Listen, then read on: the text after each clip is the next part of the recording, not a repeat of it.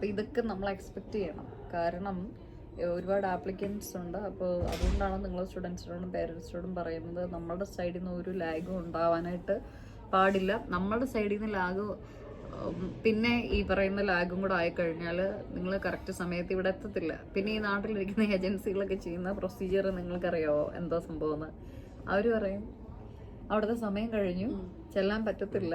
അപ്പോൾ ചെല്ലാൻ പറ്റാതെ വരുമ്പോഴത്തേക്കും അടുത്ത ഇൻടേക്ക് എന്ന് പറയും. ഈ അടുത്ത ഇൻടേക്ക് എന്ന് പറയുന്നത് എന്താണെന്നറിയാം? അടുത്ത വർഷമാണ്. അപ്പോൾ നിങ്ങളുടെ ഒരു വർഷം പോയി. പക്ഷെ ഇപ്പൊ നമുക്ക് ഡൗട്ട് ഉണ്ടെങ്കിലും ഇപ്പം TRPന്റെ കാര്യങ്ങൾ നോക്കി അത്രജ എന്ന് പറഞ്ഞിട്ടുണ്ടായിരുന്നു. അപ്പൊ അവരാണെങ്കിൽ ഇപ്പൊ നമ്മൾ കോൺടാക്ട് ചെയ്തിട്ട് പെട്ടെന്ന് തന്നെ റിപ്ലൈ ചെയ്തപോലെ ക്രിസ്റ്റീന. എൻ്റെ സ്റ്റാഫുകളെല്ലാം വളരെ ഫാസ്റ്റ് ആണ്. കാര്യം ഞങ്ങള് സ്പെഷ്യലൈസേഷൻ ചെയ്തിരിക്കുന്നത് ലിത്വാനിക്കാണ്. അപ്പോൾ നമുക്ക് യൂണിവേഴ്സിറ്റിയിൽ നിന്ന് ഒരു ഇമെയിൽ വരുവാണ്, ഒരു സ്റ്റുഡൻ്റ് കേസിൽ ഒരു ഇമെയിൽ വരുവാണ്, 1 മണിക്കൂറിനുള്ളിൽ തന്നെ നിങ്ങളെ വിളിച്ച് പറയും, കാര്യം പറയും.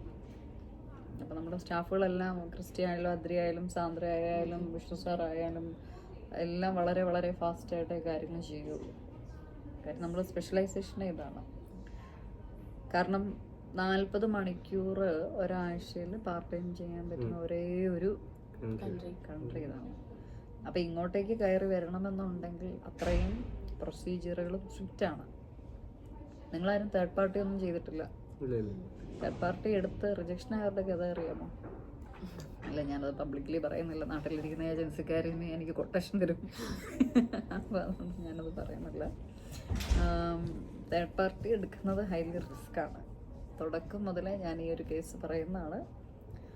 കാരണം ഓൾറെഡി ഹൈലി സ്ട്രിക്റ്റ് ആയിട്ടാണ് ഇവർ പോകുന്നത്.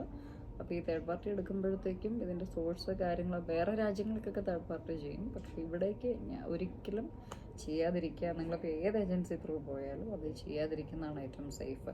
1-2 പേർക്ക് കിട്ടി എന്നും പറഞ്ഞുകൊണ്ടാണ് അവർ നിങ്ങളോട് പറയുന്നത്. പക്ഷെ നമുക്ക് നെഗറ്റീവായിട്ടാണ് വരുന്നതെങ്കിൽ എന്താ ചെയ്യുക?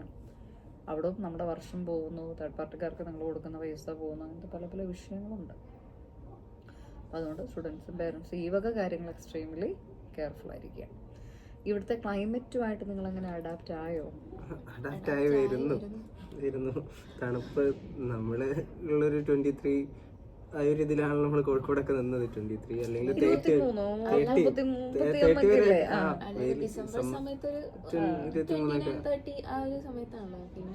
പിന്നെ ഞങ്ങൾ ചെന്നൈയിലാണ് പഠിച്ചത്. 44-45 അങ്ങനെ നിന്ന് അവിടുന്ന് പെട്ടെന്ന് -1 തണുപ്പിലേക്ക് വന്നത് വരുമ്പോൾ കുറച്ച് ബുദ്ധിമുട്ടുണ്ടായിരുന്നു.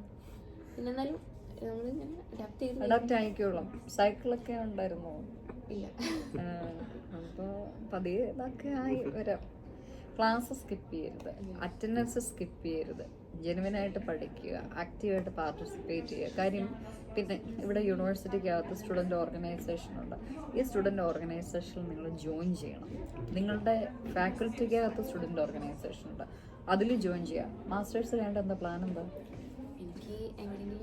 വർക്കിന് കയറാനാണ്. അപ്പം മസ്റ്റായിട്ടും വർക്കിനാണെങ്കിലും എന്ത് കാര്യത്തിനാണെങ്കിലും ഇനിയിപ്പോൾ റിസർച്ച് ഏരിയയിലേക്ക് പോകാനാണെങ്കിലും നിങ്ങൾ ചെയ്യേണ്ട ഒരു കാര്യമുണ്ട്. മാസ്റ്റേഴ്സ് പഠിക്കുന്ന ഫസ്റ്റ് സെമസ്റ്റർ മുതലേ സകല കോൺഫറൻസുകൾ, സെമിനാർസ്, വെബിനാർ ഇതൊക്കെ ഫ്രീ ആയിട്ട് ഇവിടെ ഉണ്ട്. ഇതിനൊക്കെ പാർട്ടിസിപ്പേറ്റ് ചെയ്യുക, സർട്ടിഫിക്കറ്റുകൾ കളക്ട് ചെയ്യുക.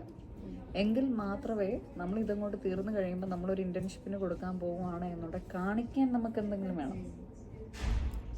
ഇതൊന്നും ഇല്ലാതെ ഇരുന്നിട്ട് കാര്യമില്ല. ഇവിടെ ഇതൊന്നും നമുക്ക് പൈസ കൊടുക്കുകയും വേണ്ട, ഫ്രീ ആയിട്ടാണ്. അപ്പം ഞാനൊക്കെ ചെയ്തത് അങ്ങനെയാണ്.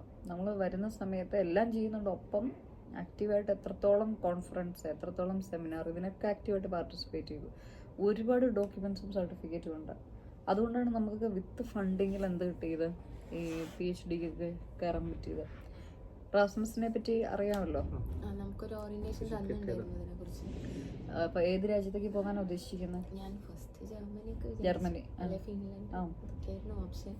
ഈ സെമസ്റ്റർ എന്തായാലും ഇങ്ങനെ വരുന്നതിന്റെ തിരക്കും TRP ഒന്നും റെഡി ആയില്ല. അപ്പൊ പിന്നെ അത് അടുത്ത സെമസ്റ്ററിൽ നോക്കാന്നുള്ള. അടുത്ത സെമസ്റ്ററിൽ എന്ന് പറയുമ്പോൾ 3ാമത്തെ സെമസ്റ്ററിൽ പോകാനായിട്ടാണ് ഉദ്ദേശിക്കുന്നത്. നിങ്ങളുടെ ഫാക്കൽറ്റിയിൽ ചോദിച്ചായിരുന്നു നിങ്ങളുടെ ഫാക്കൽറ്റിക്ക് ഏതൊക്കെ രാജ്യങ്ങളുമായിട്ട് ഏതൊക്കെ യൂണിവേഴ്സിറ്റിയായിട്ട് ലിസ്റ്റ് ഒക്കെ കാണിച്ചു തന്നായിരുന്നു. അതായത് ക്ലാസ് തുടങ്ങി ഒരു 1 വീക്കിന് ശേഷം ഇറാസ്മസിനെ കുറിച്ച് ഒരു ഐഡിയ ഒക്കെ തന്നു. ഏതൊക്കെ യൂണിവേഴ്സിറ്റിയിലുണ്ട്, എവിടെയൊക്കെ അപ്ലൈ ചെയ്യുക, ഏതൊക്കെ യൂണിവേഴ്സിറ്റി അപ്ലൈ ചെയ്യുക, അവർക്കൊന്നുണ്ടോ അതൊക്കെ കണ്ടു? അത് നമ്മളെ വെബ്സൈറ്റിൽ തന്നെ ഉണ്ട് ലിസ്റ്റും കാര്യങ്ങളൊക്കെ. അതെ.